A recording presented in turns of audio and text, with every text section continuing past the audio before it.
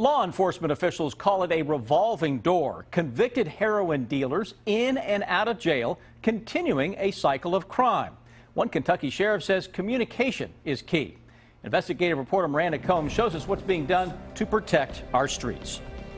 Thank you, Your Honor. As the court might remember, you won't see the defendant here. He's in jail and has been for a year. he has now been in custody almost an entire year since January 23rd, now knowing that he has no prior felony convictions. She's defending Paul Jackson, a man from Michigan who moved to Franklin County and is now hoping for shock probation. Mr. Jackson was, while he was operating here in Franklin County, one of the highest level heroin dealers we've had here. This is an individual that was charged with murdering two separate people in Detroit. Evidently, some people, the witnesses, disappeared, so the charges were dropped. Sheriff Pat Melton has a vested interest in the outcome of this shock probation hearing. And I'm not sure there's a case I've had in which I'm more adamantly opposed to probation. He and his detectives arrested Jackson on trafficking heroin charges, and now a chance he could get out much earlier than his sentence. Jackson's case is an example of a disconnect, the sheriff says, in dealing with heroin dealers.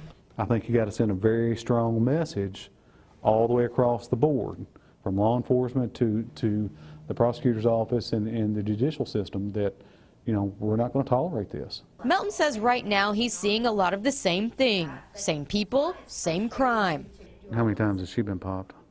Our interview was interrupted by what Melton refers to as a frequent flyer. She's got one prior trafficking in heroin and then one prior trafficking or smuggling contraband into the jail.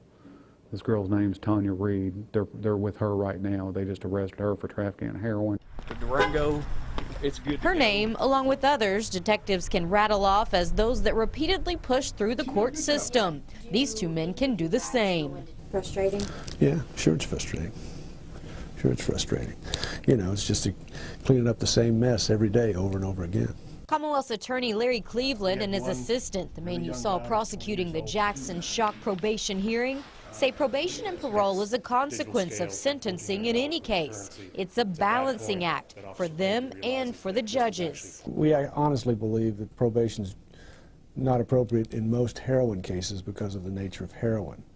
However, when you're dealing with a small amount of heroin by a first-time offender, you can expect probation to be granted because of jail overcrowding and other concerns. But Cleveland says his office is always against probation for those making a living selling heroin. But even then, parole is right around the corner for many convicted heroin traffickers after sentencing. You convict them, you know, it's not the last time you're ever going to see them. You're going to see them again, so, you know, expect it.